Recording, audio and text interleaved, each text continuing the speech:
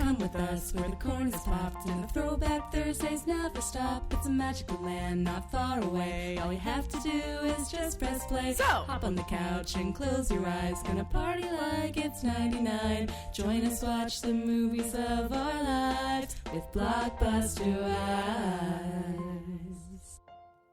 welcome to Blockbuster Wives, where your two favorite 90s babies talk about movies from the era of a certain blue and yellow video rental store. I'm your host with the most late fees, Shea Baby. And this is Stacy, not always kind, but always rewinds. And you're listening to Blockbuster Wives. I don't know why I'm so giddy about the intro today. It's exciting. We both cracked into some Coca-Cola products, so I think the sugar and the caffeine is rushing our brains. True dat. Hey, Coke, but, you know, an emphasis, bold, italic, underlined Diet Coke. Please sponsor us. You know what to do. Anyway. Yeah. Email us at blockbusterwives@gmail.com. Speaking of the movie that we're talking about today, I think it does have... Oh, wait, no, it doesn't have Coke products, really. Fail. It has Pepsi Let's products. skip it. I mean, Yeah, you know what? what's Fuck even the this point? episode. No. But welcome to Holiday Month. Holiday month. We should just call it Christmas month. You know what? Every single movie we pick this month is Christmas. Yeah, you know what? It is Christmas month for us. Yeah, we won't lie to you and say, like, holiday. We tried doing 8 Crazy Nights last year, but it was bad. Listen, in real life, do we say happy holidays? Yes. Absolutely. We know not everyone celebrates Christmas. We get it. There's nothing wrong with that. This month is Christmas month. We're not going to lie to you people. We love you. Why would we lie? And the stranglehold that Christmas has on the holiday movie market. I mean, we were struggling last year to find non-Christmas holiday movies from this era. One. There were only 8 Crazy Nights. I know. Came to light, really. If you know of any, email us, and we'll keep them in the hopper for next year. But this year, it's going to be all Christmas. That's right. And we have a good lineup for y'all. We're very excited. And the first movie we're going to be doing today is... Home Alone. Dun, dun, dun, dun, dun, dun, dun, dun, I thought you were going to go... Oh, whoops. But Space Jam or whatever that was is also great. No, but this movie, actually, people hit us up about last year and were like, how did you not do Home Alone? It is a classic. Yeah, it is. It's a classic film. We have so many Christmas movies to get through, truly. Like, we have some for next year, we have some for the year after that. Like, there's so many to choose from, and we just went for kind of like our top 4. Mm-hmm. I mean, besides The Grinch, but we already covered The Grinch. Anyway, Home Alone, definitely a major classic, and maybe one of our earliest movies in our era from 1990 to 2010. Yeah, it's early 90s. Yeah, it's 90. Yeah, with that, do you want to get into corporate bullshit? Yeah, let's get into corporate bullshit right now. Corporate bullshit. Some bullshit. This week's corporate bullshit is brought to you by Skintegrity. Skintegrity is a love child of London the SD, who got her start in the spa industry in 2010, starting as a concierge and eventually getting promoted to management. Since becoming licensed in 2015, she's worked at 5-star resorts on the Las Vegas Strip and now runs her very own studio, Skintegrity. London is driven by results and 5-star customer experience. We both can personally attest to London's angel hands and true expertise in all things skincare. When I was going to get married and wanted my skin looking right, London designed a treatment package that addressed all my concerns and made me a glowing bride. She has also given me a few facials in my day, and not only is she so focused on your experience while you're with her, but she also asks intentional questions and genuinely wants to understand your overall health and wellness outside of her studio. You can find London on Insta at LondonTheSD or skintegritynow.com. Mention Blockbuster Wives and your first facial will be $105. That's over a 10% savings by mentioning the pod. Plus, you can mention Blockbuster Wives to get a facial for only $50 on Mondays with London's Apprentice Diamond. I've also gotten a facial from Diamond, and it was dynamite. Again, the name is Skintegrity, and be sure to mention the pod. Bye. Bye. All right. So, Home Alone is a 1990 American Christmas comedy film. It was directed by Chris Columbus, and it was written and produced by John Hughes. You might know John Hughes because he directed 16 Candles, Breakfast Club, Weird Science, Ferris Bueller's Day Off, Planes, Trains, and Automobiles, Uncle Buck, etc. So many 80s movies. And how do you feel about 80s movies in general? You a huge fan? I'm a huge fan. I feel like you went through a big Breakfast at Tiffany's. Wait, no. A Breakfast Club? Yeah. As I was saying it, I was like, that's wrong. Breakfast Club and 16 Candles. Yes. Man. Pretty in Pink is specifically my favorite, directed by him. I love the character Ducky, and I know he's kind of like one of the nice guys he ends up being in the movie. But and wasn't that like controversial because they filmed the ending where she like gets with Ducky, but then they scrapped it, or vice versa, or something? Mm-hmm. They filmed both, wow. And then they were like, "Let's see which one we decide," and then they just decided on the one where she ends up with like the rich. Why dude. would they do that? I don't know, because I really do love Ducky. Like, I love him and I love them together, but ultimately she never had feelings for him like that. Okay. So I've never seen it, so I've just heard the lore. We should watch it together. I really love it. It's really cute. I don't like 80s movies. Oh, then maybe you won't. Well, I like some of them. Like, I love Uncle Buck. Okay. I love Planes, Trains, and Automobiles. I think I just like that actor as I'm saying it now. Yeah, John Candy. John Candy. I love John Candy. Yeah, John Candy's ultimate 80s. Really. So you're on the money with that. But and I do love Ferris Bueller's Day Off. Yeah, and that's ultimate 80s too. But maybe you just don't really like the Molly Ringwald, there we go, movies. Yeah, maybe not, because I did like Breakfast Club, but I think it was probably way more powerful when it came out. And me seeing it like later, I was like, it was kind of boring. I could see why people would think that. Yeah, like, what if the goth girl is actually nice? Okay. Wow. I hate that makeover, though. At the end, she looked way cooler before. Oh, yeah. Like, what the fuck? But anyway, I do love the movies a lot. I think there's, like, a certain warmth to them that I really like. There's a certain, also, kind of, like, grittiness. And I think John Hughes's, like, best quality is he kicks you back to a certain feeling of when you were a kid or when you were a teenager, and I think he's really able to evoke that in you as you're watching it. With Home Alone, true. With any of these 80s movies, like, you remember what it was like being 16. You remember what it was like being, what it was like being, like, the nerdy kid or whatever, and, like, having to deal with all these, bless you, other groups of people, bless you. I always sneeze twice. My bad. Then sneeze so nice, okay. She did it twice, baby. But yeah, I really enjoy John Hughes movies a lot. Stacy does too, for certain ones of them. But there's just like a certain je ne sais quoi. I don't know. I love them. But I love like cheesy 80s movies so much. And definitely all of John Hughes' stuff.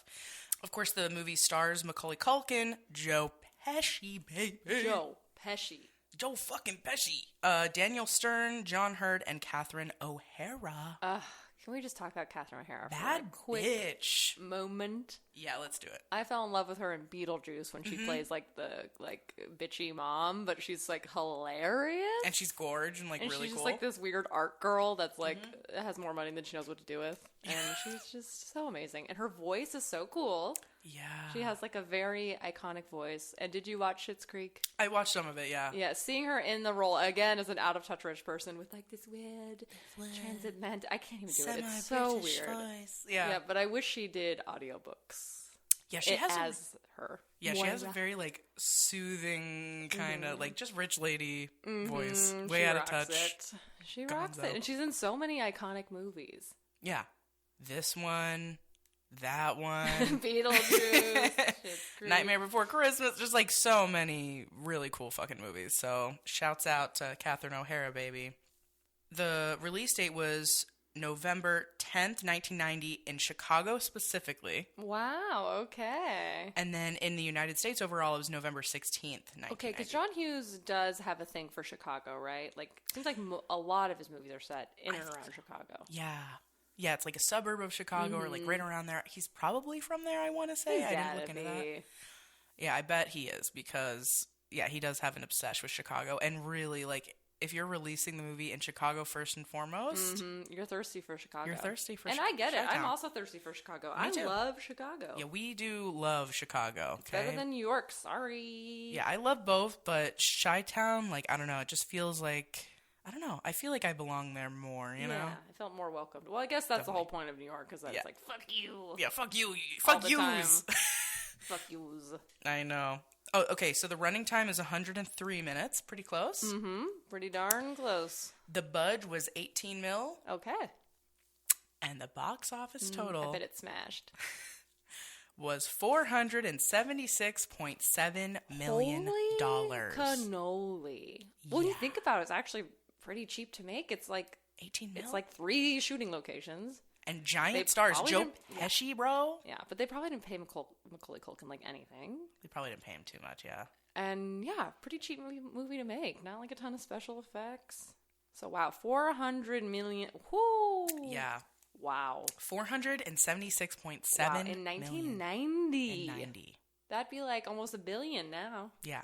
Dang. Wild. Like absolutely gonzo insanity. Roger Ebert didn't love it. Really? He gave it 2.5 stars. Okay. And he basically, like, I could read his whole review, but basically what he didn't like about it was that it was unrealistic. Yeah, it is pretty unreal. He was like, Kevin would have been way more fucking scared. He wouldn't have been psyched. He said that, like, all the things that he set, like the booby traps that he set up, he's like, it's realistic. ... If they had a whole team of blah, blah, blah, blah. You know, so he just went on and on about how, like, unrealistic it was. Which is interesting because I do feel like most John Hughes movies, maybe other than Planes, Trains, and Automobiles, are, like, somewhat realistic. I guess Ferris Bueller at the end really careens off into fantasy, but... Yeah. But they all, like, could happen potentially. Mm-hmm. But he did love Macaulay Culkin in it. Like, he was like, he's obviously was the star of the show, and he did an amazing job, and he was so cute. Let me see if I think I screenshotted Do you happen to know how old Macaulay Culkin was at this point? I think he was supposed to be 8, but I'm not sure if he was 8. Let me see how old he was. Yeah, he said, if Home Alone had limited itself to the things that might possibly happen to a forgotten 8-year-old, I think I would have liked it more. What I didn't enjoy was the subplot involving the burglars, who are immediately spotted by little Kevin and made the targets of his cleverness. But I'm like, he was trying to protect his house, dog. Yeah, he's the man of the house. He's the man of the house. He was 10 years old when he was 10, filmed. okay. Mm-hmm. So he's a 10-year-old playing an 8-year-old. Yeah, he is small. Like, I thought he was younger than 10. Yeah. He's like a little tiny boy. I thought he was like 7, honestly. Yeah, I thought he was probably 8, but yeah, he got the role because of his performance in Uncle Buck. Nice. And that's also the reason why they brought John Candy back for a little cameo. And a little Planes, Trains, and Automobile reference, a little Easter egg, which you've never seen it, have you? I still haven't seen it. You would love it. I know I would. I think need to see it. we talked about it on this podcast, but I gotta reiterate, you would love it, and the ending's got this, like, unexpected sentimental twist that you would love. You know what? I think I'm gonna watch it the next couple of weeks because I know I need to see it. And it's a rare Thanksgiving movie. Right. It's set over Thanksgiving and not Christmas. Yeah, I have heard that. But it's not too late, you know? Mm-hmm. It's 80s, right? Like what? I wonder what year. Late 80s, yeah. Okay. I was gonna say maybe we could cover it next year for I think Thanksgiving. 88. I think it was only like a couple of years before this. Okay. Well, yeah, I'll definitely watch it and get back to y'all about it because wow. Rotten Tomatoes, interesting. It's an interesting one. Okay. The tomatometer or whatever, so like the critic score is 66%. Wow. Which whoa. surprises me. And the audience score is 80. Okay. So, you know. It's interesting because I feel like that's some people's, like, they have to watch this movie every year. Yeah. During the holidays. It's non-negotiable. Yeah. I guess I don't have to watch it every year. I'm trying to think. The ones that I definitely watch every year are, I watch It's a Wonderful Life every Christmas Eve. Yes. Every Christmas Eve, no matter what. And then The Grinch. Usually Stacy and I watch that together. I guess those are like the main two that I watch. Oh, and the Santa Claus, because he's literally my dad. He reminds me of my dad. He reminds me of him so much. But yeah, those are the main ones. I didn't grow up watching Home Alone. I think I saw Home Alone like later in life. I'm wondering if my parents just like, they didn't like it, so they didn't buy it, so we just didn't have it in the house. Yeah. It's before streaming, dear children. So if your parents did not buy you the VHS, then you didn't have it. And I don't think I ever really rented it from Blockbuster because I just wasn't interested in it. Yeah. I think, again, it's like that kid snobbiness of like, that movie's for babies, even when you're a baby. Yeah, I can see that. Because you're like, it's about a little kid, and I'm so mature. I'm not a little kid. Exactly. I'm so mature. I'm grown up. Yeah. What movies did you watch? We watched It's a Wonderful Life. We watched Gang. Christmas Vacation. Okay, yeah, that's a new one that we watch a lot. Okay. Those are the two that we'd watch as a family. Yeah. Independently, I would watch Elf, Muppet Christmas Carol, Santa Claus, Nightmare Before Christmas. I watch a lot of Christmas movies, like on the reg. She also loves, if you guys don't know, like the Lifetime or like Hallmark. Yes, I'm Christmas a sucker stuff. for this new trend of Christmas rom-coms. They're fucking great. They're not even comedies, really. They're just like really cheesy saccharine romance stories. Mm-hmm.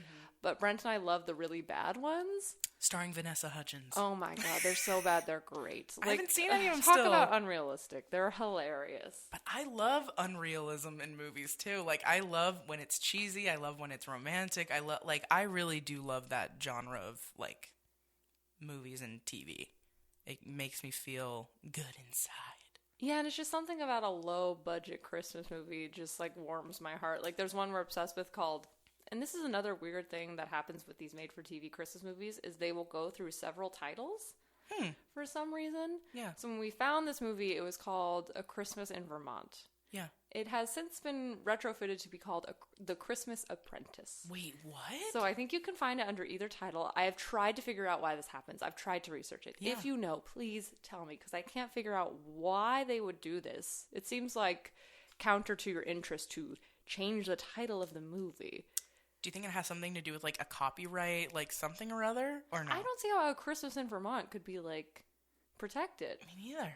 It's so generic. But, like, why would they do that unless it was, like, a legal reason or something, you know? I don't know if it's a legal reason or if it is, like, for some reason it's a marketing thing. Like, they can, like, sell it multiple times with different names. I don't know. I've tried to figure it out. That's so weird. But it's very common with Lifetime movies, too. I didn't even know you could do that. Yeah, it's fucking weird. But that is so weird. All this to say, that movie has a very low budget, and it's very unrealistic and corny and bad, but we just fucking love it. And another feature of these movies that we love is they will often have made-for-movie songs that are so bad they're good. So are they, like, singing them in the movie? Or... It'll just be, like, it's played off like a song in the background, or like a soundtrack song. Okay. But you could just tell this was, like, someone's basement recording. It was their niece who wants to make it in the industry, something like that. And in Christmas in Vermont, it's... I'm going to spoil it for you all. Uh-oh. So this lady gets sent out to shut down a company that will put the whole town out of work. Mm-hmm. And so she goes there with her cold heart, and she's ready to do it. And then she has a change of heart, and she wants to save the company. And so she's like, I'm going to figure out an idea to save the company. And she goes out, and she wanders the streets of Vermont for a day. And at one point in her wandering, she's going into an ice rink. And people are ice skating around, and you just hear in the background, promises, promises, take me away. And it's like this weird song that barely makes sense. It cracks me up every time, and we sing it all the time. And then she's like, I know.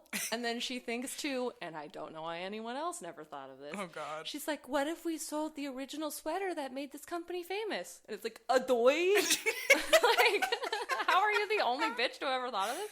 And even, they kind of like, fresh eyes allude to it. Like the boss is like, wow, I really should have thought of that. And she's like, it's okay, I just have a fresh perspective. Yeah, you're an idiot.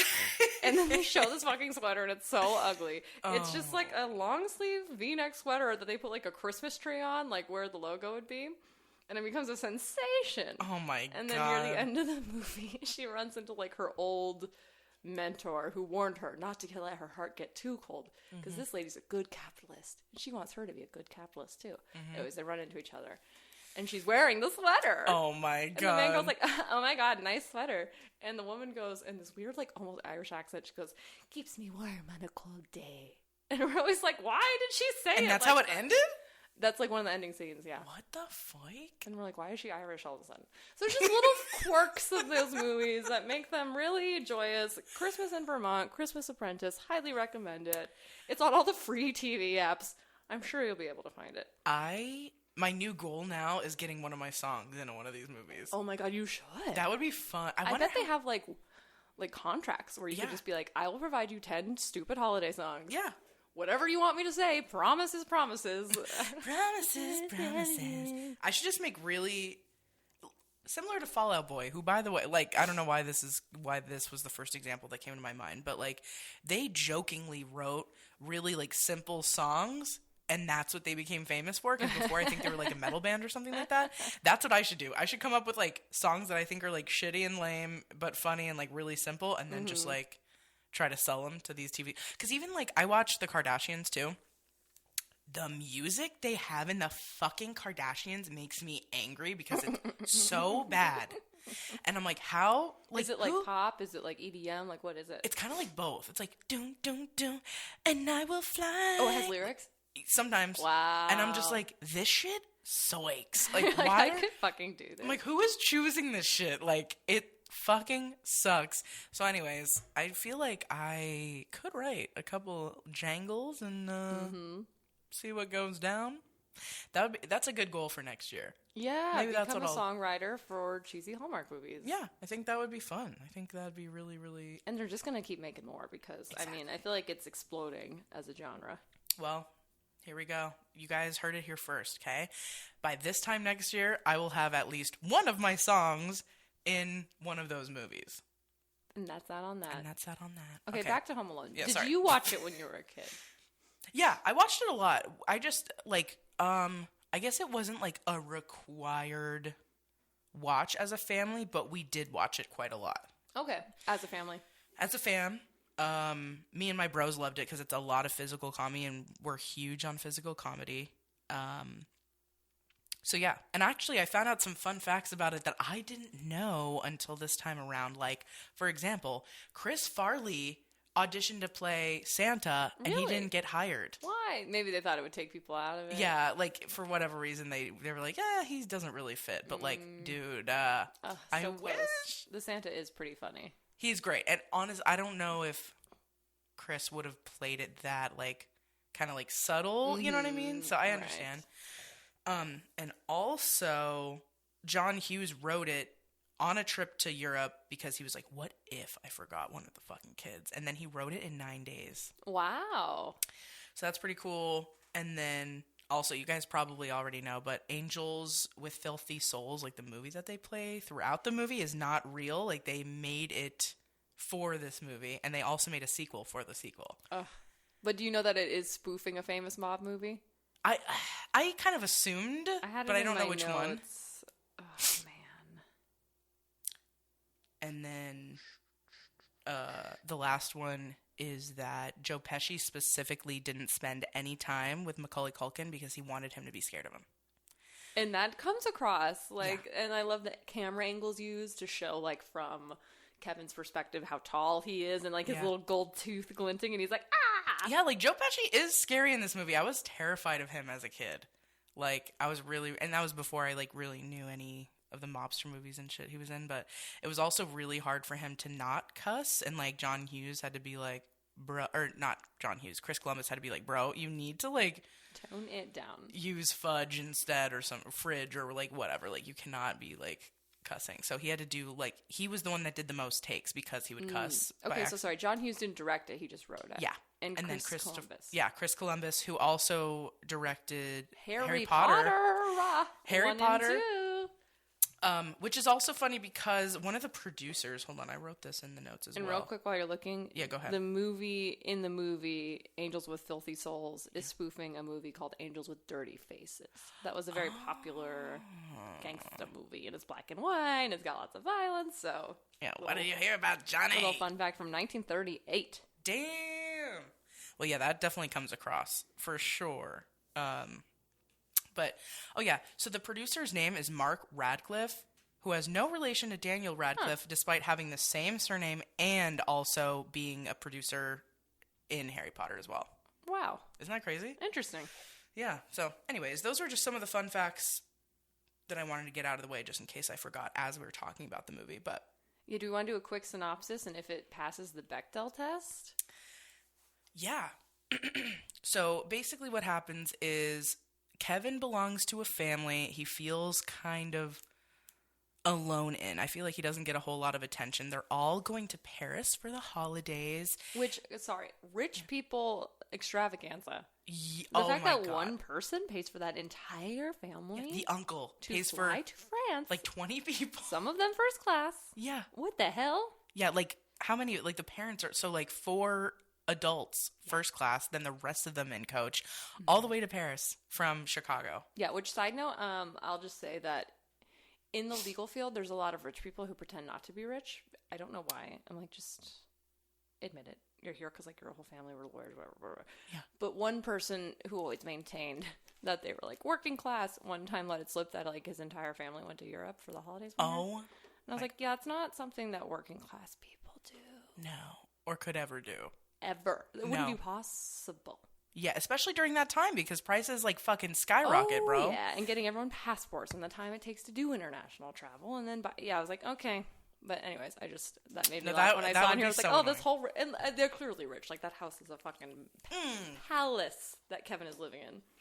Oh yeah, and it's funny too because I don't know if you guys watch The Sopranos, but the dad from Home Alone, he's also in The Sopranos, and he plays a mobster. And so there's this like fan theory where like it's the same world where that's the only reason why he was able to afford this house is because he's in the fucking mob. And I thought that was interesting because like he has a mobster look. Yeah, because like why? And he kind of has like the voice, you know what I mean? And he's like Chicago's huge in the mob. Like it just makes sense. I like it. And I was like, that does make sense because you look at the house and you're like, what the fuck do you do for a living, dog? And it is decorated top to bottom in Christmas shit. Oh, and it's fully, every scene, by the way, this is something I noticed this time around. Every scene has red, white, and green. Every scene, every decoration, even like down to the napkins, down to the cups, down to the curtains and like the bedding and like everything. And rich people can't afford to do that. They hire companies to come out and Christmas their house out and they don't have to do it. It's somebody else's job. Yeah, that's insane. It's insane. But yeah, so they all fly to Paris for the holidays, and the one thing they forgot was Kevin. Dun, dun, dun. So he was home alone, and because a lot of the families in that neighborhood leave for the holidays to Europe or wherever. To their rich people destinations. Yeah, to wherever the fuck that rich people go. I wouldn't know, LOL. These 2 burglars were like, this is the perfect time for us to come in and steal a bunch of shit because all these rich people are fucking gonzo. Very smart. But what they don't know is that Kevin is still in the house. So he basically has to booby trap his way into owning their ass, basically. And that's the movie. I would say that's a good synop. Yeah, and not to bring up the law again, but it's a lot of law professors have done like full articles about, you know, Kevin's reasonableness and his legality in doing what he did. Really? Because the law is very clear that you cannot use deadly force to protect property that you are not in. But on the other side of that, if you are in your home lawfully and someone enters it, a lot of states have what's called the castle doctrine, which is the idea that you can assume that they are going to use deadly force against you so you can like kill them on sight, basically. Okay. So there's kind of like these 2 spectrums. Yeah. But there's a lot of debate over like, well, can you booby trap it ahead of time when you could just like leave? Like if you know someone's coming, can you then just bounce, set up deadly traps for them? Yeah. When you also could just easily leave and call the cops. Yeah. Now, it's complicated by the fact that he's a kid, so he wouldn't be, like, prosecuted. But, yeah, if he were an adult doing all this, he'd probably go to prison, honestly. That's so fucked. But also makes sense because they never say that they were going to use deadly force until he hurt them. And also, might I argue, a lot of the shit that he did would actually kill them. The it's paint deadly. can It's deadly. would have murdered Pesci. Yeah, Pesci's also tiny. Have you seen the Mythbusters where they do all these tricks? No. Oh my god, they do all the booby traps on like a dummy that's like replicating human bone skin and all that. And the paint can like decapitate. I knew it would. I've thought so about this. bad. I'm like, dude, that would kill or him. like the fucking doorknob trick, like it melts the hand off. Like it's so gruesome. Oh like, my god. All these traps in real life would be like extreme maiming. And again, because he knew they were coming and he sets these traps up, it's not the same as if you just like wake up and someone's there and you could shoot them. Like Right. the law protects that. Yeah. In most places. Like, because Like- you don't know what they're going to do. But it's like Kevin knew they were there to rob it. And he said, not on my watch, I will fucking kill you. Which Basically. is pretty dark for a fucking 7-year-old or 10-year-old, however old he's supposed to be. Yeah, 8. An 8-year-old. Yeah. And also, like I said, they never said they were going to hurt him until he, like, physically almost maimed their ass. And then they were like, I'm going to get you, kid. But, like, yeah, like, they're just there to, like, steal shit. So... And flood the houses, which as a homeowner now, having experienced a flood, I'm like, take my shit. Fine. Yeah. I don't care. Don't ever. Do not flood my house. It's so fucked up. Okay? That's months of work now. And I bet a bunch of burglars fucking do shit like that. Especially, like, the basement when you see it, like, flooded. I was like, horrifying. Waste. Nightmares. Waist deep. Like, that's ruined now. That's crazy. Like, yeah, how would they even fix that? That's so crazy. You'd have to pump it out. You'd have to tear everything out. It would be a fucking nightmare. That sounds and like... I was like, that's worse than the robbery. It is. Even if they just came in and did nothing but run the water and fuck up your whole house, that is worse. Yes, because at least with, like, if they stole, like, a stereo system or something, like, I'm trying to think of, like, 90s your shit. insurance would cover it. Insurance would cover it. It would only be, like, what, a couple $100, maybe $1,000. Yeah. Precious heirlooms, of course, you couldn't get back, and that would suck. Yeah. But, like, flooding the whole fucking house would be, like, tens of thousands, right? Yeah. That's it would be so shitty, crazy. and I guess insurance would cover it too, but like I said, just months of not having your, like, ugh. Christ. It's too far. Yeah, he went, wow, Kevin, you went way too far. You should know better. Maybe that's why Kevin was trying to kill them. Yeah, because he's like, my parents. I'll have to sleep in the attic from this now on. mansion. But yeah, that's really interesting. I never thought about that, because you're always just thinking, well, yeah, he's protecting himself in the house, but like, he knew ahead of time what was happening. And of course he had mashed potato brains, but clearly not mashed potato brains enough to not set up crazy. Very cunning. Very cunning. Very cunning. Like, almost like psychopathic. Oh, there's also another theory that he became the guy from Saw, Jigsaw or whatever. Like, it makes sense. Hurt people, okay? Yeah, diabolical.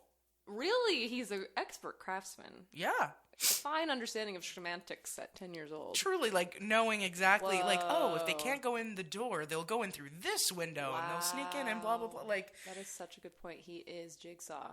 Yeah. A little tiny Jigsaw. Yeah. But yeah, so if you're interested in that kind of shit, just look up, many law review articles analyzing, like, was Kevin in the right, or was he a little too crazy? Hard in the paint.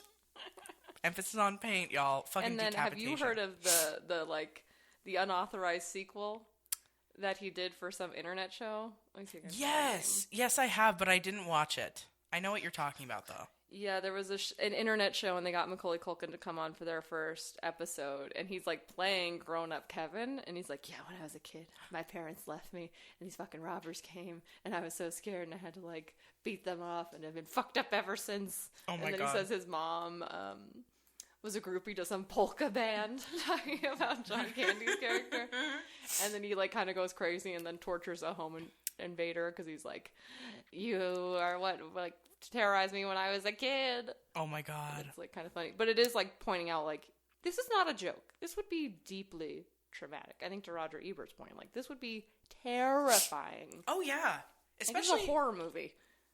No, 1 million. And I think, like, at least for me, there was so much, there's so many stories about kids being kidnapped and burglars and people sneaking in the house and da-da-da-da. Like, there were so many stories at that time, like, in the 90s and early 2000s, where they were really trying to make us, like, aware and, like, protect our homes and blah, blah, blah.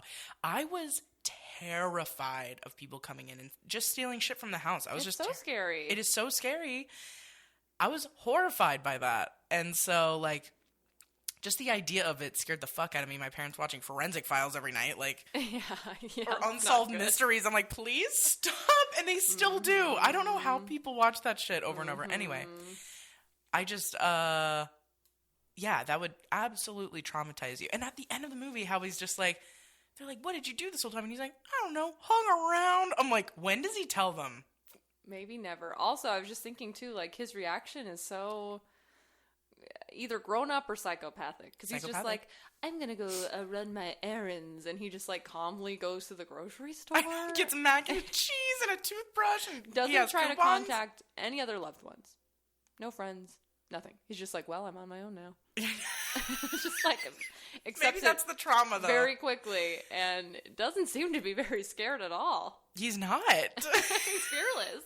There's only one part where he shows fear, and it's like, I think, twice. So it's like the furnace thingy. And the furnace is scary. Which was also made up in his mind. Yes. That wasn't real, you know. And that was a good way to show, like, what little kids are scared of. Like, I'm sure, like, I went through a phase when I was a kid where the toilet flushing was very scary and loud, and you, like, didn't want to deal with it. Yeah. And a lot of kids deal with that. And, like, scary furnace. Yep.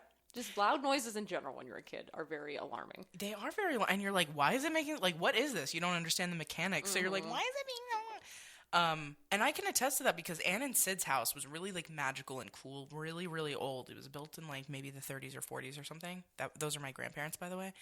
And they had this basement that had a certain smell and a certain, like, whatever, and they had, like, a secret door to go outside. It was, like, really sick. Wow. But they had this, like, it wasn't, well, maybe it was a furnace or something, but there was a part of the basement I didn't ever want to go in, and it was exactly his reaction, like, it's scary, and it looks like a face, like, it looks like a monster. So, like I said, like, John Hughes has a really good way of transporting you back to when you felt that way as a kid. I think that's really, really cool. But, yeah, he's kind of, like, a little psychopathic. A little cold-blooded. Yeah, like, I mean... Ice in his veins. The fact that he thought of all this is, like, pretty fucking wild to be TBH. Truly. But yeah, I guess we could go right into notes if you want to. Yeah, we've actually talked about a lot of my notes, but I did want to note that part of the hullabaloo happens because Kevin spills soda all over shit in a pizza party debacle, and you see the dad accidentally throw his passport away as he's cleaning everything up, which is why they don't realize that they have, like, one extra passport than person. What a coinky dink. Yep. But then later, when they're getting ready in the morning because they overslept, which is another reason why they leave Kevin, is because they're rushing out. But the dad notes that he put all the passports in the microwave to dry them. And it reminded me of when you were thinking about putting your clothes in the microwave to dry them.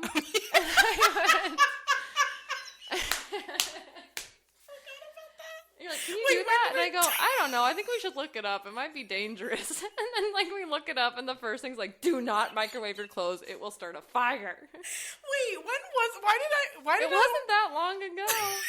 It was like a couple months ago. It's like a month or two ago. But why did I want to do that? Like, why did I just use a dryer?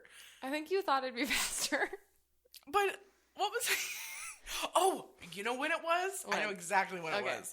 It was when we were at Trek Fest. And I washed my socks, I think.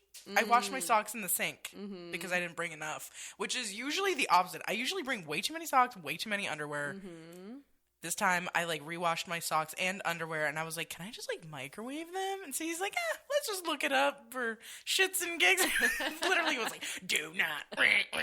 Like, and the posts were so mean. It was like, anyone dumb enough to microwave their clothes deserves to die. And I was like, Jesus. Get run over by a bus. I was like, wow.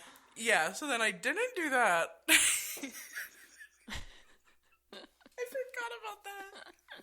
I was like, I hope you didn't turn on that microwave. I hope you didn't operate that microwave or all those passports are going up in flames. The funniest part about that was literally people's comments being like, you have to be dumb as a doornail to think this is a good idea. Oh my god, I'm crying. You know what? The physics is sound. It is heat. Okay? It's a dryer away from a dryer. You know? We heat up hella wet shit in the microwave, bruh. So why wouldn't clothes work? I'm still mad. It doesn't make... Like, you must be stupid. I'm like, okay. Fucking chillax. Anyways. Okay. Yeah, putting them in the fucking microwave. So that was my note about that. It reminded me of our good times. That is so funny. I love that Buzz had an iced tea poster. Hell yeah. Buzz was for the culture. He really was. I have to say. In many ways. He was a cool guy. Playboy. He was a little bully, but he was also... He got that riz. He does. He has, like, Chicago Bulls everything. Fucking has a savings. He has a tarantula, which, honestly, I think tarantulas are really cute. Disagree. I don't know what it is about that. I just think they're adorable. Would you hold one? I never have. The idea of it kind of... Because I guess I have a newfound respect for spiders for the last, like, handful of years because I recognize, like, they don't want to be around us either, but they also kill, like, the little dudes that I hate the most, which are cockroaches. I fucking hate them. And once I found that out, that they're like, fuck cockroaches, I was like, okay, we're allies. The enemy of my enemy is my friend. Wait, what did you say? The enemy of my enemy is my friend. Ah. Have you ever heard that phrase? No. Oh, really? Yeah. Like, So the enemy of cockroaches is your friend. Yes. And it's fucking spiders. So, you know what? Yeah, I like Friends never really forever. come in contact with them, but I think ultimately they don't want us around either, and they're just trying to live their lives. And I'm like, okay, you do you, I'll do me. Kill the cockroaches. All right, sick. It reminds me of the meme where it's like, spider watches you take down a cobweb. Wow. Watches you put up fake cobwebs for Halloween. Wow. I've never seen that. That's funny. But yeah, Buzz is kind of cool. He's a fucking dick, but he's kind of cool. Mm-hmm. But I wrote, Kevin has the worst attitude I've ever heard, but he clearly just doesn't get enough attention. And I Yes. didn't realize that until this time around. I was always like, damn, he's a little fucking brat. Mm-hmm. But then He's an at-risk youth. he's an at-risk youth. And also, like, yeah, his family just clearly doesn't pay attention enough to him. They expect a lot from him randomly as an 8-year-old child. And then also his siblings are fucking rude as fuck to him. I'm like, no wonder he acts out, because that's how he gets attention. Hello. Right. Yeah, well, for a lot of kids, bad attention is better than no attention. Exactly. And they will do what it takes. Yeah. I mean, even him saying, like, You're a dummy. yeah, To his mom. yeah, dummy. I'm like, gee, I would get slapped so fucking hard if I ever said that to my mom. Wild. Oh, about the mom, too. I mean, it is so 1990 and on point that the dad appears to have zero guilt or sense of responsibility for leaving his son. Oh, I know. It is 1,000% on Catherine O'Hara. She's the only one who cares. She blames herself for being a bad mother. No one even suggests that the dad has anything to do with it. Oh, yeah. You know, he threw away the passport. Yeah. It was ultimately kind It really of was his fault. his and fucking you would fault. never know that because it's all on the mom. Mm-hmm. And she keeps being like, what kind of mother am I? And I'm like, what kind of father is he? And he's Lady. like, you're fine. It's just like, you didn't take 1 ounce right, of it's like you are a responsibility. stranger in this situation? Yeah. That is your child, too. Yeah. Ugh. Also, we didn't talk about Bechdel. Oh, yes. I don't think so. No, because even though they're talking about a child, but it's a boy. It's a boy. Trying to think. I No, don't think it passes. it doesn't. Fail. Yeah, no. Fail. Total failure. That's sad. That's fucked. Buzz also gave one of my favorite fucking lines at the beginning of the movie where he was just like, I wouldn't let you sleep in my room if you were growing on my ass. And I laughed so hard. I completely forgot about that line, and I was laughing so It's fucking pretty hard. funny. It is wild. Also, this movie reminded me a lot of, like, urban legends. Okay. You know? Because, like, the old man, it's an urban legend in their neighborhood that he's just a murderer killer. psycho? Oh, yeah, my sisters told me that about one of our neighbors. So there was a guy, like, across the street from us a little bit diagonally who we just never saw. And I think I, stupidly, as a kid, was just like, who is that person? We never see him. And my oldest sister was like, oh, you didn't hear? Oh, And I my was like, God. no. And she's like, he makes bombs in his garage and he wants to blow up children. And I was like, what? And I totally believed it. And even to this day, I still look at that house a little sad. Like, you making bombs in there, bro? Aw. It's such a kid thing to do. It's such a kid thing to do. I was going to say, I think in my neighborhood, there's probably urban legends about me because, and I'm serious when I say this because, number one, like, okay, we have a park in our neighborhood, and one of my favorite things to do is to swing on the swings, and I'm not kidding. Every night at, like, 11 p.m., I go on a walk, and I listen to, like, music or whatever, and then I swing on the swings for, like, an hour, and I'm sure people look out their window, and they hear, and they just see this fucking alone-ass bitch just, like, swinging on the swings in the middle of the night, and also, I'm very, like, witchy, and 2 full moons ago, it was, like, the middle of the night, and I went on my rooftop, because I have, like, I don't even know what to call it. Like a rooftop terrace. Yeah, rooftop terrace situation. And I was topless, and I, like, manifested a bunch of shit, and I was just, like, dancing in the moonlight. And I look over, and one of my neighbors was also on their roof, and they were looking, and I was like, fuck. So I had to, like, put on my shirt again. And I just think they think I'm, like, a total actual psycho. And there's probably some urban legends. There she goes again. The ghost of North Las Vegas. Don't look her in the eyes. I thought you were going to tell a different story about you swinging in your neighborhood. Oh, the one where I got shot? So Shay casually one day goes, It was like that time I got shot. And I was like, excuse me? She goes, I never told you that story. I was like, the story of when you got shot? No, you never told me this story. And she goes, I was on the phone with Becca for it. And I was like, what is happening? But do you want to tell it? Yes. Okay, so actually, it was right around this time last year. For the holidays. It was the holidays. And I'm swinging on the swings, as I do nightly. And I'm on the phone with Becca. And we're just, we're talking. And I look back because I see these two cars, like, drive up. And, you know, every time I see lights, I kind of look back because I'm, like, aware of what's going on around me. So I, like, look back to see what was up. And someone, like, parked right outside of the park. And I was like, that's interesting. And, like, there's not, it's probably, like, 20, 25 feet from, like, the street to the swing. And I hear, like, rolling down the window. And I was like, oh, they're going to say something to me. So I was like, hold on. And I, like, took out one of my headphones and I was like, what's up? Because I thought they said something to me because it sounded like they were. Mm-hmm. And all of a sudden I see a gun and I was like, what? Like, it looked like a shotgun. And I froze. Like, I got really fucking scared. Fight, flight, or freeze. And usually I'm a fight. But in this instance, I was like, what the fuck did I do? Hard to do.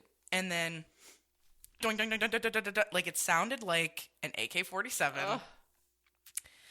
And I'm feeling pain in my fucking ass, okay? Like, in my ass.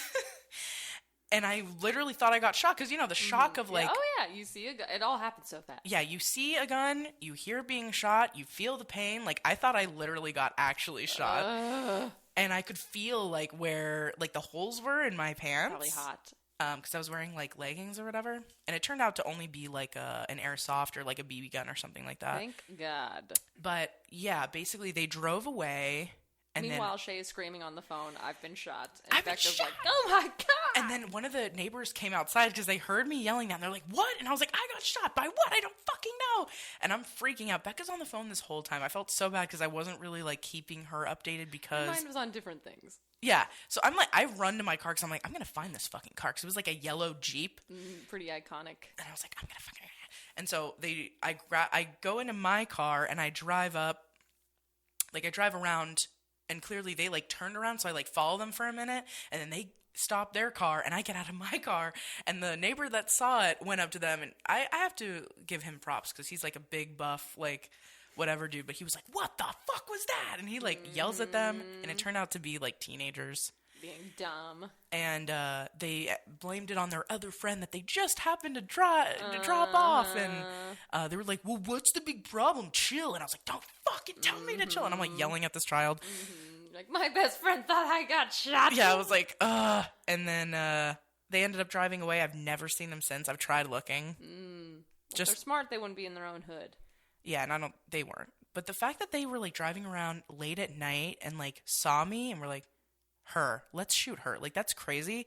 And also, this isn't the only time I've heard of this happening. There's one of my homegirls was riding her bike, and it was during, like, the pure daylight, and someone shot at her with a BB gun. Ugh, I think kids think it's, like, funny because they shoot each other with BB guns, but it's like, don't bring us into this. Yeah, and that's scary, dude. Like, you don't know, like, what if I happen to turn around while you were... like, or what if, like, you missed shot and you got me in my eye or something? Like, that could fuck someone up for life. And kids don't think about that. I get it. But, yeah, so that was... and a bunch of neighbors came out at a certain point when I'm, like, yelling at the top of my lungs at these kids. So, yeah, there's, like, you know, the neighborhood, man. And his name was Kevin. And his name was Kevin McAllister. No, oh, God. Anyway, no, that's some Shea lore for you guys. Oh, there's a line where they're all, like, eating their, like, pizza or whatever, and the mom is like, we need to get rid of the milk, so I hope you're all drinking it. That is such a white family thing to do. Like, in the 90s, dude, we would drink milk with, like, our spaghetti. And I think that's so... when I think about it now, I'm like, that is fucking weird. It's fucking weird. It's weird. Like, I can't imagine just, like... I don't dislike the taste of milk, but I can't imagine just drinking a cup of milk now. I feel like when I was a kid, I did it all the time. Or using it to, like, wash down spaghetti. Ugh. Like, so gross. It's pretty fucking gross. Like, a tomato product with milk With on the side. fatty, sweet milk. That is odd. It is an odd combination for sure. Oh, and for those of you who don't know, why is that not the case anymore? Well, because it turns out it was like a huge scam perpetrated by big agriculture in America. Yeah. That were like, no, they did all these fake studies to show that you need to drink gallons of milk. To like, build you your have strong to. bones. Yeah, there was like a massive ad campaign. It was like a full brainwashing project. And it worked. And it worked, and until it got debunked, and people were like, this actually is horrible for you. You should not just be drinking cow's milk forever, okay? Like with every meal. Like even in elementary school, middle school, whatever, they would give milk with your fucking lunch. Like, not that I had school lunch. It was a whole ass thing. It is crazy. It's actually crazy. Oh, also, fun fact, the ginger kid that calls Kevin a disease, he was in the show called Adventures of Pete and Pete. Do you remember that show? Oh my gosh, yes. Dude, I loved that show. And I've only seen him in those two things. Oh I've never seen him in anything There's two redheads, right? The two Petes? Uh-huh. They're brothers. Cutie. They're so cute. Great show. Great soundtrack. Like, really, really great soundtrack. Look up Polaris. They did the whole soundtrack for Adventures of Pete and Pete. They're a great band. Anyways. And then, yeah, how sad when he's like, everybody in this house hates me. And then it's like, no one says they don't. Like, the mom doesn't say it. She's just like, well, maybe you should get a new I'm like, bitch, you're so mean. What is wrong with you? Anyways, he's a manifesting king, might I say. He manifested. He did. And it's all the foreshadowing, honestly, on both sides makes it seem like maybe the family meant to leave him behind. Right. Like, oh, whoops. We like accidentally subconsciously did it. And it's like, was this an accident?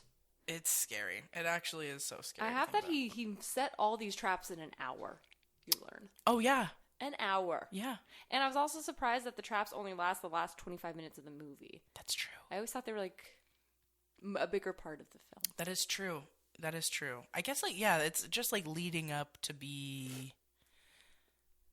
I'm trying to think of... Oh, well, they, like, look in the doggy door, the night before, and he shoots them with a BB gun. And then they're like, we'll be back, you know? So I guess... But, yeah, all of the traps he set up in a very short amount of time. The big showdown is, like, the very last part of the movie. That would take a full fucking day, at least. At least! And he does it in an hour? No, that's crazy. I did write that Harry's scream would be my scream if someone put a spider on my face. Where he's like, yeah! And that was a real spider, and he had to do it multiple times. They refused to take the stinger out because it would kill the tarantula, but oh, that's sweet. Tarantulas don't have ears, so they can't hear anything, I guess, from what I've heard. So it didn't bother the tarantula, but I would hate that. I would hate that. Also, his scream, he is the best scream queen. That's what I mean. I'm like, his scream is amazing. It's realistic. I love it. It makes me cry laughing every time. Also, when he, like, steps on the nail and he's like, like, it's just, there's no, like, lead up to the scream. It's literally just, like, right away. It's great. Oh, he's so fucking Great funny. scream queen. He's so good. I love how incompetent they make the police look the whole movie.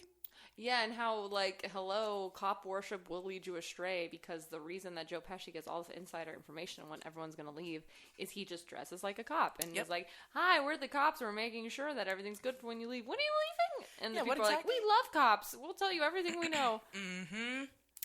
See? You guys, learn this lesson right now. And also, like, when Catherine O'Hara calls the police station, they're literally eating donuts. Yeah. They're just like, yes, ma'am, we'll bring some over to the house. Like, they're so fucking annoying. It's awesome. I love how, like I said, incompetent they make them look. It's so cool. Also, she went so hard where, like, later on in the movie where she was like, if I have to sell my soul to the devil himself. Like, that shit was bars. Like, I was like, you're a bad bitch. That was all on her. Her mother's love had to conquer all. Which is beautiful, but also shitty that she, like, no one else gave that much of a fuck. The only time you ever hear anyone feeling, like, a little bit bad is when his sister, who's probably, like, 11 or 12, is, like, talking to Buzz.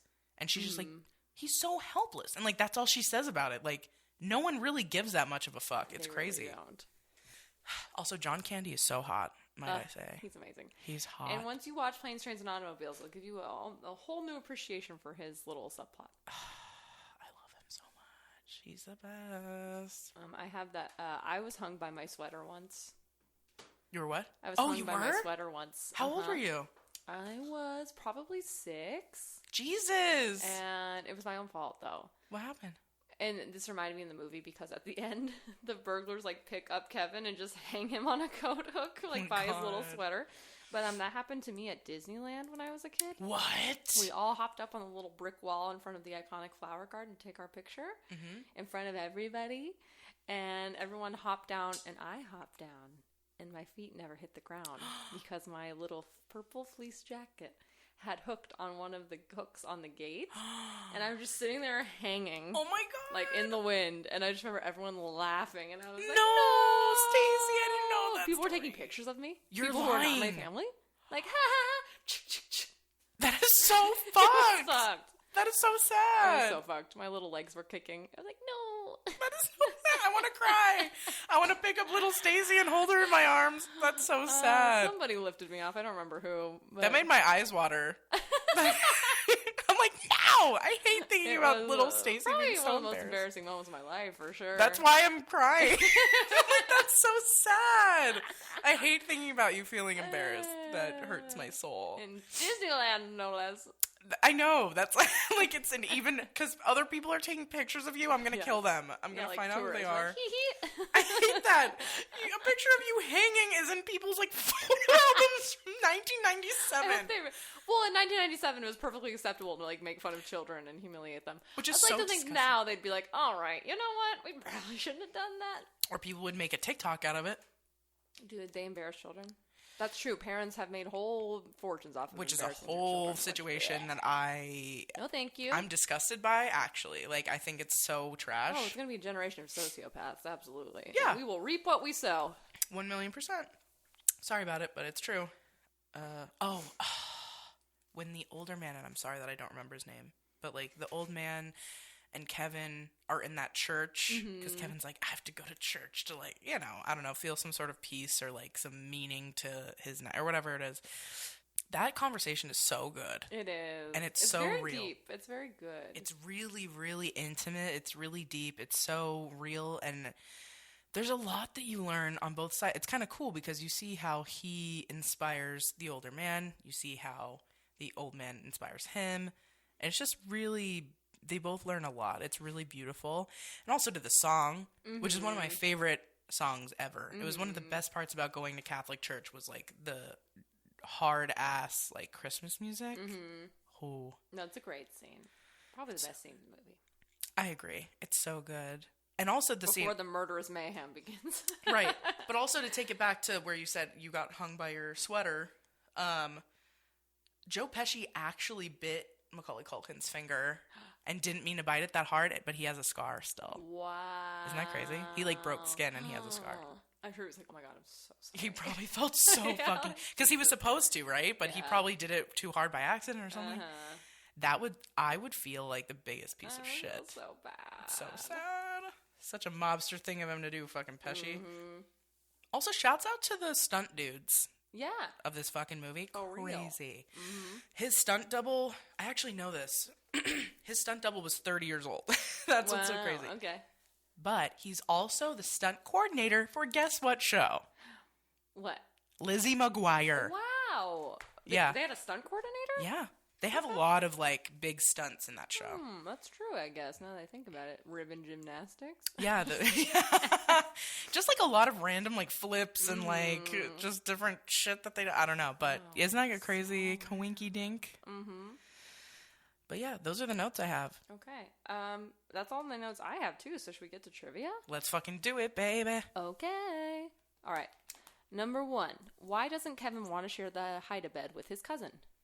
Because he wets the bed. Correct. What's the gangster movie called that Kevin watches? Oh, Angels with Dirty Minds or some shit like that. I wrote it down, but Close. I can't remember. Angels with Filthy Faces. Filthy Faces. Dang it. Okay. What business is the van for of the robbers? It's not U-Haul. It's something else. This is kind of a hard one. I know this. Hold on. Ugh. I can picture it. It is...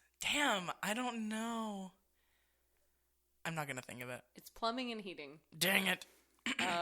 What does Kevin say turned him into a criminal? I don't know. Stealing a toothbrush. Oh, yeah. Oh, because he had to run out. Yeah. And what does... I realize these questions are a little hard. What does Santa give Kevin before getting into his car? Tic Tacs. Yeah, there's some Tic Tacs. I thought that part was cute. He's like, I have nothing to get this again. And this is a really hard bonus question. Okay. But where does John Candy's character say he left his kid once? Oh, a funeral home? Yes! You got it! And he by the way, that was off the top of the dome. That whole monologue he gave was completely... That. Oh, and also, I want to say, he did that whole scene... Like, he didn't get paid a regular salary that he should have gotten. I think he just did it as a favor or... Oh, interesting. Something like that. So, yeah, he didn't get, like, fully, like, paid the way he should have been. Compensated. Interesting. Yeah. Anyways. Yeah. And wasn't this one of the last movies he did before he died, too? I want to say so. Yeah. Okay. Well, I found a BuzzFeed quiz for which Home Alone character are you? Sick. Okay. You want to do it? Yeah. Okay, let's do this quiz. Let's do it. Number 1, pick a John Hughes movie. 16 Candles, Ferris Bueller's Day Off, Uncle Buck, The Breakfast Club, Planes, Trains, and Automobiles, Pretty in Pink, Weird Science, She's Having a Baby, Mr. Mom. Pretty in Pink. Pretty in Pink. Hee hee. Okay, pick a winter activity. Reading under a warm blanket, sledding, a snowball fight, ice skating, skiing, snowboarding, snuggling with a loved one, drinking hot toddies by a fire, or sleeping. Ice skating. Ice skating. I have to do that this season. I love ice skating. All right, I'm terrible at it, but I'd go with you.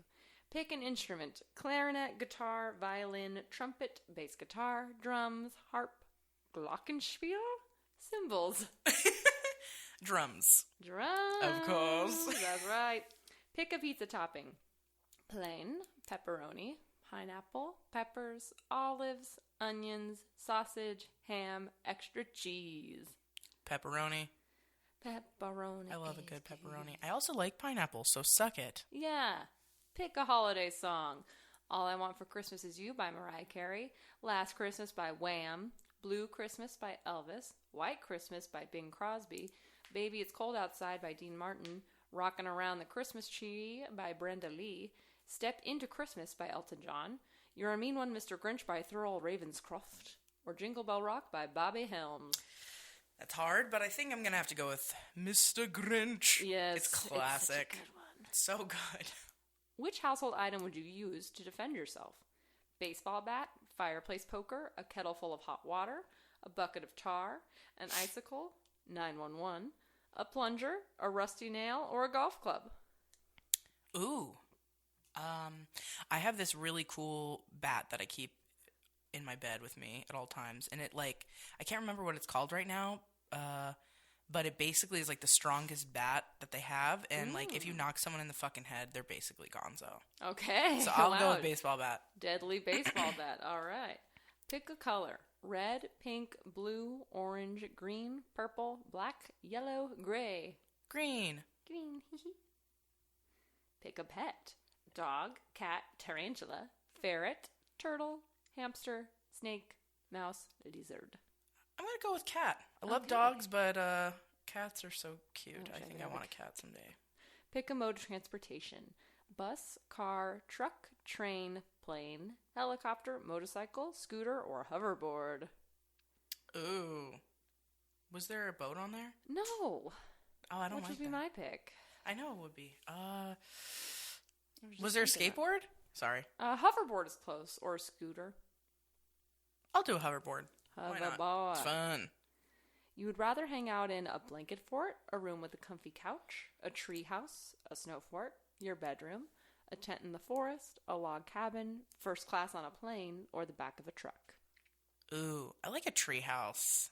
I love a tree house. Yeah. Good times. Pick a clothing item. Scarf, sweater, gloves, socks, snow pants, boots, a hat, a turtleneck, or this whole outfit, but the pictures aren't working. Socks. Okay. Socks are fun. Very customizable. I'm wearing my Harry Potter ones. I'm wearing some smiley face ones. You couldn't go a day without soda, your toothbrush, your kid, your glasses, insulting someone, makeup, talking, your pet, or smoking. Those are hard because they're kind of shitty. Yeah. like, I don't know. I could kind of go without all of those, including talking, but I will probably say talking would be the hardest for me to not do all day. Okay. What is it? Oh no, I'm probably someone so shitty. Who is it? You're Buzz's girlfriend. Woof. Oh, fun fact about that. I think that's Oh my lord. it might be, it's someone like either Christopher Columbus or John Hughes or something. It's their son in a wig because they didn't want to use a girl. Oh my gosh, that's nice. Yeah. That's your girlfriend, Buzz? Woof. Woof. So funny. And it's just like, ding, with like braces. Man. Damn. You know what? Gang, gang. Gang, gang. Someone Gang, loves gang. me, okay? Yeah. Okay, pick a John Hughes movie. 16 Candles. I already know. Ferris Bueller's Day Off? Yeah. Okay. Are you letting me pick you? It only gets slightly darker. It's like very subtle. Oh, I see it. Okay. But it probably went through. Pick a winter activity. Reading under a warm blanket. That Sledding. one. Okay. I thought so. Just want to make sure. Pick an instrument. Clarinet. Pick a pizza topping. Ooh, extra cheese. Extra cheese. Pick a holiday song. Ooh, yeah, you're gonna have to read these ones again. All I Want for Christmas Is You by Mariah Carey, classic. Last Christmas by Wham. Blue Christmas by Elvis. White Christmas by Bing Crosby. Baby It's Cold Outside by Dean Martin. Rockin' Around the Christmas Tree by Brenda Lee. Step Into Christmas by Elton John. You're a Mean One, Mr. Grinch by Thurl Ravenscroft, which, by the way, Amazing perfect name. Yeah, no notes. And then Jingle Bell Rock by Bobby Helms. I think I gotta go Blue Christmas by Elvis. I love the Elvis Christmas album. It's great. It's Moody, really, it's really good. melancholy. I love Blue Christmas without you. So good. it. Ooh. Ooh, yeah. Amazing. Which household item would you use to defend yourself? A baseball bat, fireplace poker, a kettle full of hot water, a bucket of tar, an icicle, 911, a plunger, a rusty nail, or a golf club. I mean, a bucket of tar so I could just immobilize them. That's fucking very smart. That's very smart. Pick a color. Red, pink, blue, orange, green, purple, black, yellow, or gray. I also gotta pick green. We'll see if I get Buzz's girlfriend for picking that. Woof. Pick a pet. A dog. A dog. Like my little pup. Little roomie. Pick a mode of transportation. Buzz. Wait, Buzz? Buzz is on my mind. He's my boyfriend. Bus, car, truck, train, plane, helicopter, motorcycle, scooter, or hoverboard. If I gotta go far, it's a plane. I don't mind planes at all. Me neither. I like planes too. You would rather hang out in a blanket fort, a room with a comfy couch, a tree house, a snow fort, your bedroom, a tent in a forest, a log cabin, first class on a plane, or the back of a truck. A log cabin. Ooh, that would be nice. I want to go to Bryan Head. Yeah, really bad. do a little cozy cabin. That'd be fun. Pick a clothing item. A scarf, a sweater, gloves, socks, snow pants, boots, a hat, a turtleneck, or this whole outfit, which we can't see. I'm gonna go with a hat. Ah, yeah, Stacy looks good in a hat. I love a hat. You couldn't go a day without... My pet. Aw, there it is. Cute. One ready and waiting to go. You're fuller. Go easy on the Pepsi. If you have too much to drink, you'll wet the bed. Wait, I'm the bedwetting cousin? What the hell? Naturally. I do have to pee really bad right now. Dude, you're So, fuller. I'm fucking wow. Buzz's girlfriend. Gang, Woof. gang. Fucking woof for both of us. Oh, man. Well, What a good app. happy December. Yeah, happy December. holidays. Even if you don't celebrate Christmas, I mean, a lot of Christmas movies aren't really about... They're very little, like, this has nothing to do with Christ. No, it's really about, like, family and being grateful. Being a psychopath. Being a Bringing ruin to your enemies. And booby traps, baby. Mac and cheese. Dude, that mac and cheese. Mm-hmm. He doesn't even get a bite of it, dude. That's a true tragedy. That is truly the worst part of the whole movie. But anyway, we love you guys so much. We're so excited for this lineup, and we just love you so much. Yeah, if you want to prepare for next week, Yeah. we're watching. I see the Jack panic in Frost. Jack Frost, that's what. Jack Frost. Jack Frost, not the horror movie. The 1998 version. Yeah. So please feel free to go watch that and join us next week. And we love you guys so much. We love you. Bye. Bye.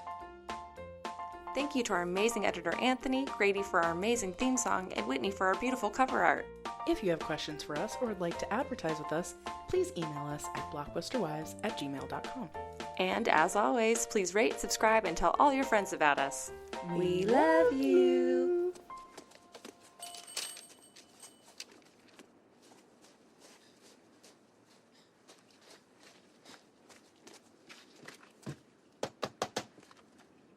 Who is it?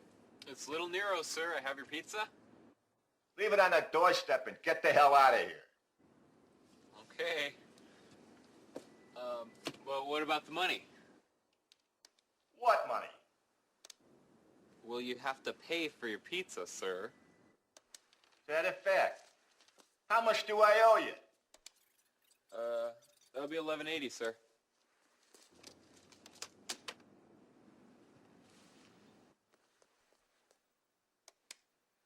Keep the change, you filthy animal. Cheapskate.